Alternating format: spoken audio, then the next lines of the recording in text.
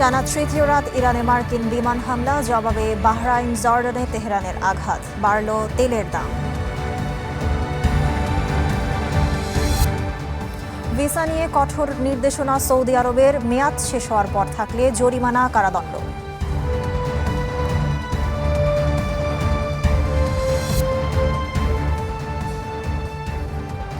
দর্শক, আপনাদের সবাইকে আমন্ত্রণ ওয়ার্ল্ড নিউজ টুডেতে। আপনাদের সাথে আছি আমি সামিয়া সেহরিশ আলম। মধ্যপ্রাচ্যে উত্তেজনা কমছেই না, বরং সংকট আরও ঘনীভূত হয়েছে।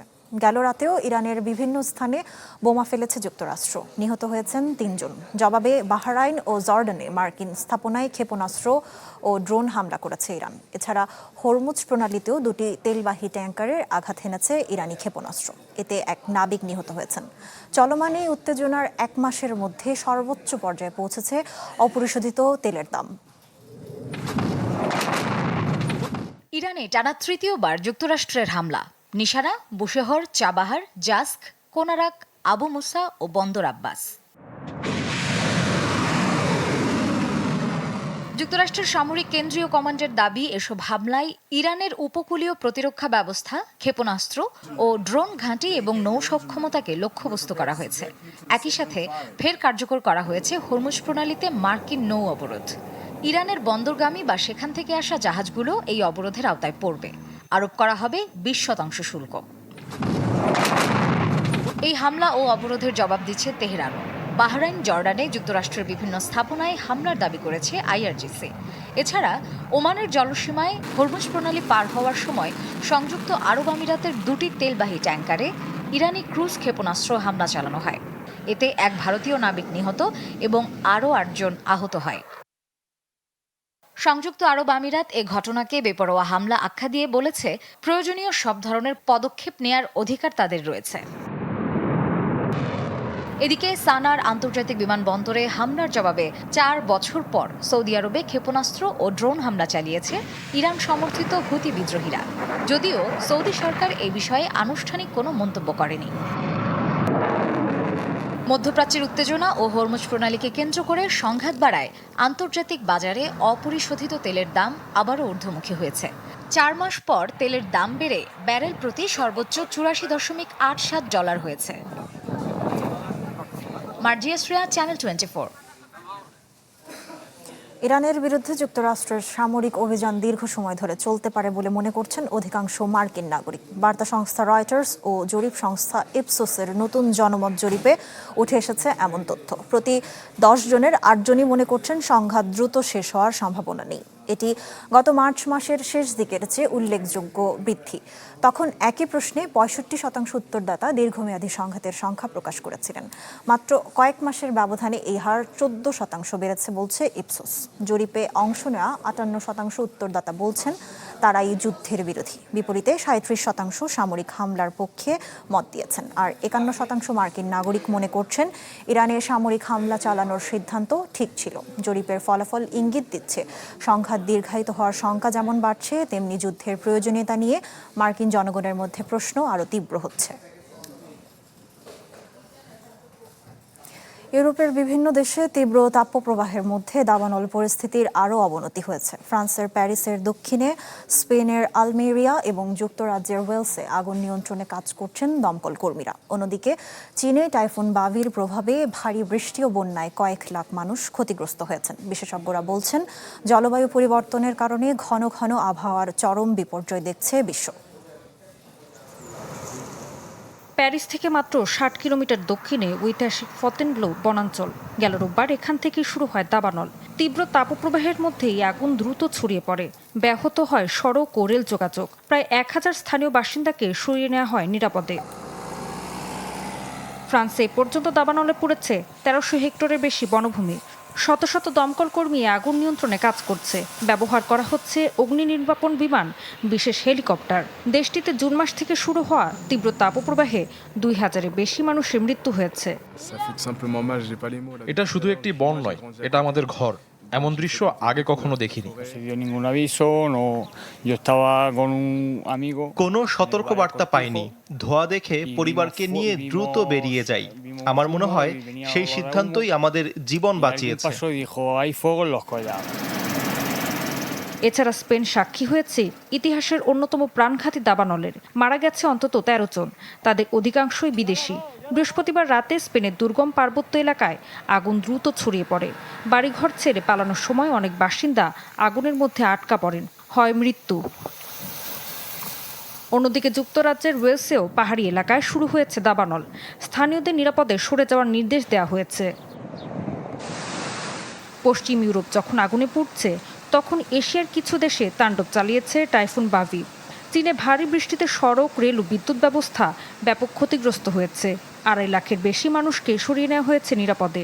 এছাড়া জাপান, তাইওয়ান, ফিলিপাইন ও দক্ষিণ কোরিয়াতেও ভারী বৃষ্টি, প্রবল বাতাস ও বন্যা সতর্কতা জারি রয়েছে। ঋতু সাহা, চ্যানেল 24। ভেনেজুয়েলায় জোড়া ভূমিকম্পে মৃতের সংখ্যা বেড়ে দাঁড়িয়েছে 4,500। এ পর্যন্ত নিহত হয়েছেন 4,561 জন। ভূমিকম্পে মোট আহত 16,740 জন। ক্ষতিগ্রস্ত 856টি ভবন, ধসে পড়েছে 190টি। এ পর্যন্ত ত্রাণ সহায়তা পেয়েছে 1,28,324টি পরিবার। এছাড়া 20,231 জনের জন্য স্থাপন করা হয়েছে অস্থায়ী আশ্রয় শিবির। মার্কিন ভূতাত্ত্বিক জরিপ সংস্থা USGS এর সংখ্যা জোড়া ভূমিকম্পে মৃতের সংখ্যা ছাড়িয়ে যেতে পারে 10,000। গত 24শে জুন দক্ষিণ আমেরিকার দেশটিতে আঘাত হানে 7.2 ও 7.5 মাত্রার দুটি শক্তিশালী ভূমিকম্প। দেশটির উত্তরাঞ্চলীয় উপকূল ছিল ভূমিকম্পের কেন্দ্রস্থল। ভিসার মেয়াদ শেষ হওয়ার পরও সৌদি আরবে অবস্থান করলে কঠোর শাস্তির মুখোমুখি হতে হবে, এমন সতর্কবার্তা দিয়েছে দেশটির স্বরাষ্ট্র মন্ত্রণালয়। সরকারি নির্দেশ অমান্য করলে জরিমানা হতে পারে সর্বোচ্চ 50,000 সৌদি রিয়াল ও 6 মাসের কারাদণ্ড। এমনকি শাস্তি শেষে বহিষ্কারের মুখোমুখি হতে পারেন আইন অমান্যকারীরা। এছাড়া আবাসন, শ্রম ও সীমান্ত নিরাপত্তা আইন লঙ্ঘনের যে কোনো তথ্য সংশ্লিষ্ট কর্তৃপক্ষকে জানাতে জনসাধারণের প্রতি আহ্বান জানানো হয়েছে। এ ধরনের অভিযোগ মক্কা, মদিনা, রিয়াদ ও পূর্বাঞ্চলীয় প্রদেশে 911 নম্বরে এবং অন্য এলাকায় 999 নম্বরে ফোন করে জানানো যাবে।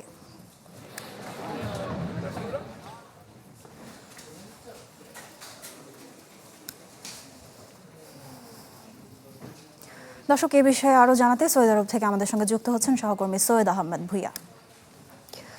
সৈয়দ, ভিসা সংক্রান্ত যে নতুন নিয়মাবলী স্বরাষ্ট্র মন্ত্রণালয়ের নির্দেশনা দেওয়া হয়েছে, সৌদি আরব থেকে সম্পর্কিত আর কি কি তথ্য আছে আপনার কাছে আমাদের জানাবেন। জি, ধন্যবাদ স্বামী আপনাকে। আপনি যেটিকে বলেছেন, দেখেন সৌদি আরবে কিন্তু কিছুদিন আগে আপনি জানেন যে আকামার রেসিডেন্ট আইডি যেটা বলে সৌদি আরবে আকামার, এই রেসিডেন্ট আইডি কিন্তু সৌদি সরকার কিন্তু একটি সিস্টেমের মধ্যে নিয়ে এসেছে। সেখানে তাদেরকে কিন্তু আগামী ডিসেম্বর পর্যন্ত সময় দিয়েছে। তার ধারাবাহিকতা কিন্তু শ্রম আইন এবং এখানে যারা ফরেনাররা, বিদেশিরা যারা সম্পত্তি সময়ে যে বিনিয়োগ করেছে তাদের জন্য ল্যান্ড সুবিধা দেওয়া, এর ধারাবাহিকতাই কিন্তু তাদেরকে কিন্তু এই যে শ্রম আইনটি এখন তারা কিন্তু সৌদি সরকার কিন্তু সহজতর করেছে। পাশাপাশি যারা এই আইন লঙ্ঘন করবে, সেই মূল পয়েন্টই আসতে ছিল, যে আইন লঙ্ঘন করবে তারা কিন্তু শাস্তির সম্মুখীন এবং জরিমানার সম্মুখীন হবে। এর কারণটি হলো সৌদি সরকার কিন্তু এখন একটি সিস্টেমের মধ্যে সকল জিনিস কিন্তু নিয়ে এসেছে। আপনাকে জানিয়ে রাখি, যেমন যারা ডেলিভারি ছিল তাদেরকে কিন্তু তাদের সহযোগীকরণ এবং তাদেরকে নির্দিষ্ট ইউনিফর্মে নিয়ে আসা এবং তাদেরকে সহজ সফল ভাবে যেন তারা ডেলিভারি হিসাবে তারা কাজ করতে পারে সেই দিক করতে, বা শ্রম আইনে যারা এখানে যারা যে ল্যান্ড যাদেরকে রেসিডেন্ট আইডি হয়েছে, প্রিমিয়ার রেসিডেন্ট হয়েছে বিভিন্ন দেশিরা, তারা কিন্তু এই যে জমি বা সংক্রান্ত যা যা জিনিস যারা এখানে কিনবে তাদেরকে কিন্তু সকলেই কিন্তু সহযোগিতা করেছে। এর ধারাবাহিকতায় কিন্তু সৌদি সরকার কিন্তু এখন এই আইনটি কঠোরভাবে নিচ্ছে এবং সৌদি আরবের মধ্যে ধরেন মদিনা, জেদ্দা, মক্কা বা বিভিন্ন শহরে যদি কোনো ধরনের এই অবৈধ শ্রমিক বা যারা উমরাতে এসেছে বা বিভিন্ন ভিসায় এসে তারা যদি না যেতে চায় বা তাদের যদি পুলিশের আইনের আওতায় ধরা পড়ে, তাদের কিন্তু কঠিন সম্মুখীন হবে। এতে কিন্তু কোনো কারো ধরনের সুপারিশ বা কোনো দেশের রাষ্ট্রীয় হস্তক্ষেপ কিন্তু তারা কিন্তু গ্রহণ করবে না। এইটাই ছিল আসলে কিন্তু সবচেয়ে গুরুত্বপূর্ণ বিষয়। এবং শ্রম আইনটি যারা এখানে যে প্রবাসীদের জন্য যারা বিভিন্ন দেশে আছে তাদেরকে জন্য কিন্তু এই আইনটি কিন্তু সহজতর করার উপলক্ষেই কিন্তু এই আইনটি কঠিন করেছে। যারা ভিসাতে এসে আর তারা কিন্তু পালিয়ে যাচ্ছে বা তারা বিভিন্ন ভাবে সৌদি আরবে ইন করছে। আপনি জানেন যে বিভিন্ন বর্ডারে তারা যুদ্ধ অবস্থায় কারা কিন্তু তারা ইন করতে চেষ্টা করছে। এইটাই ছিল আসলে মূল থিমটা। এই দিকেই কিন্তু সৌদি আরব আরো পরিসর কিন্তু যাচ্ছে। আপনি জানেন সামনে কিন্তু 2034 সালে কিন্তু ফুটবল খেলা আছে, বা 2030 তাদের কিন্তু বিভিন্ন ভিশন আছে। এই জন্যই তারা কিন্তু কঠোর আছে। এই ছিল আমার কাছে সর্বশেষ তথ্য, সামিয়া। জি, আপনাকে ধন্যবাদ আমাদের সঙ্গে যুক্ত হওয়ার জন্য।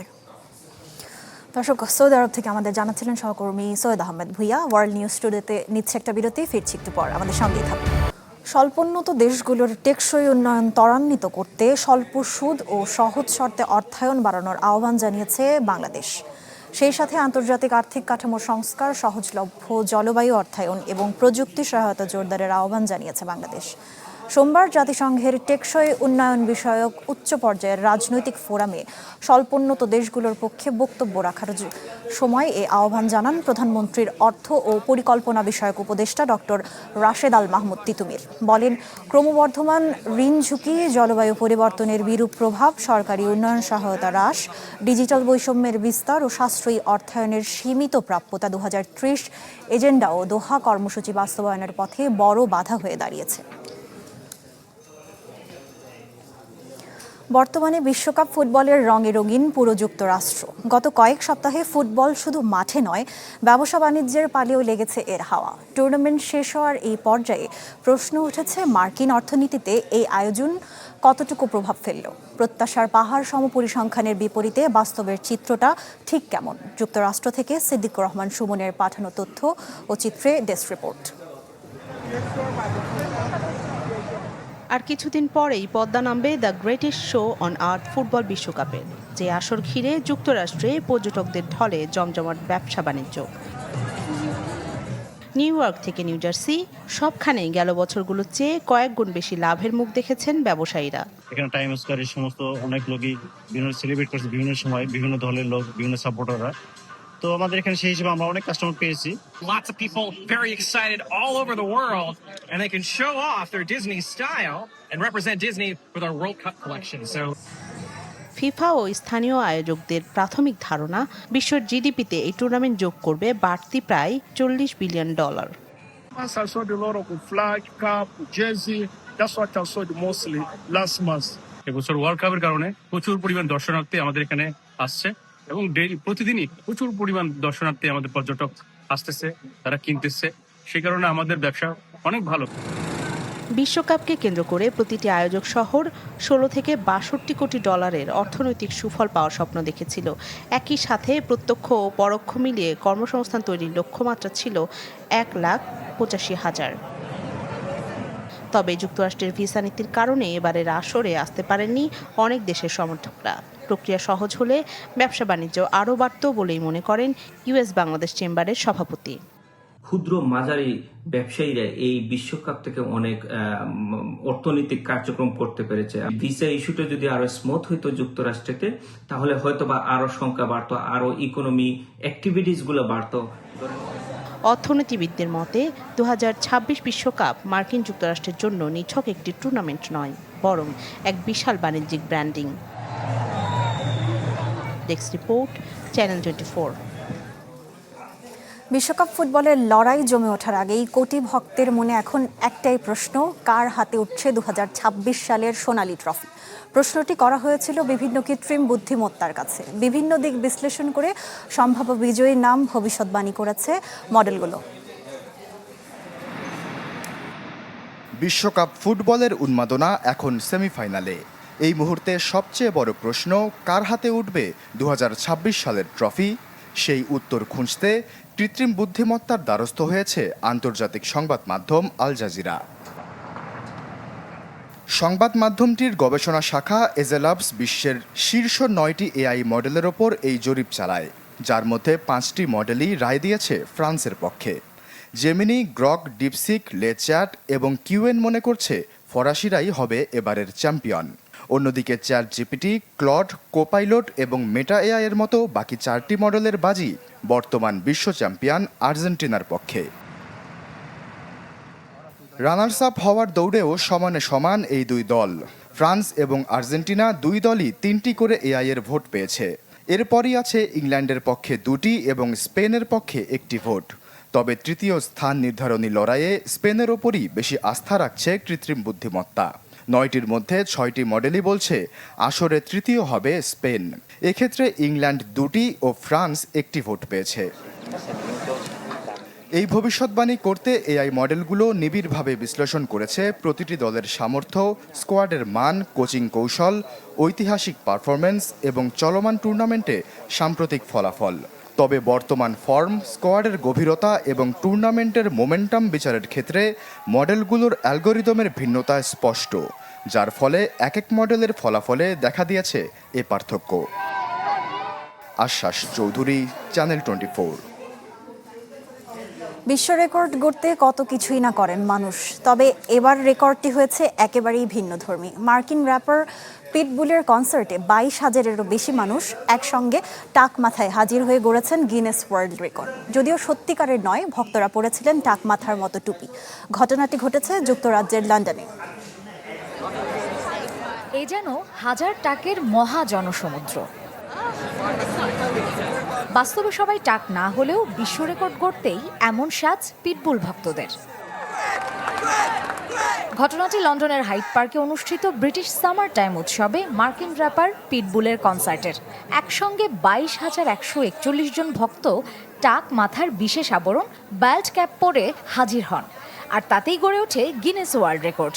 এটি কিন্তু টাক মানুষের সংখ্যার রেকর্ড নয়, একই সময়ে সবচেয়ে বেশি মানুষের টাক মাথার কৃত্রিম ক্যাপ পরার বিশ্ব রেকর্ড। শুধু টাক মাথাই নয়, অনেকেই পিটবুলের পরিচিত সাজও অনুসরণ করেন। সাদা শার্ট, কালো টাই, কালো সানগ্লাস এবং কৃত্রিম দাড়িগোঁফ পরে যেন সবাই হয়ে ওঠেন মিস্টার ওয়ার্ল্ড ওয়াইড।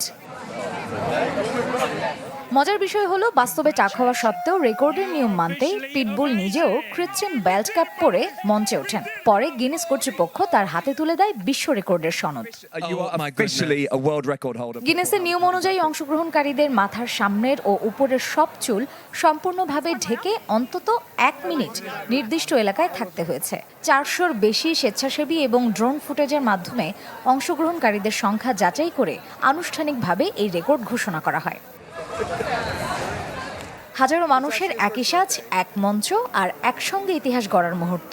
সব মিলিয়ে পিটবুলের এই কনসার্ট এখন শুধু সঙ্গীতের জন্য নয়, অভিনব এক বিশ্ব রেকর্ডের কারণেও আলোচনায়। মার্জিয়া শ্রেয়া, চ্যানেল 24। দর্শক, এই ছিল আজকের ওয়ার্ল্ড নিউজ টুডে। বিশ্বের গুরুত্বপূর্ণ সব সংবাদ ও বিশ্লেষণ জানতে একই সময় চোখ রাখুন চ্যানেল 24-এর পর্দায়। এছাড়াও দেখতে পারেন ফেসবুক এবং ইউটিউবে। এতক্ষণ সাথে থাকার জন্য ধন্যবাদ সবাইকে।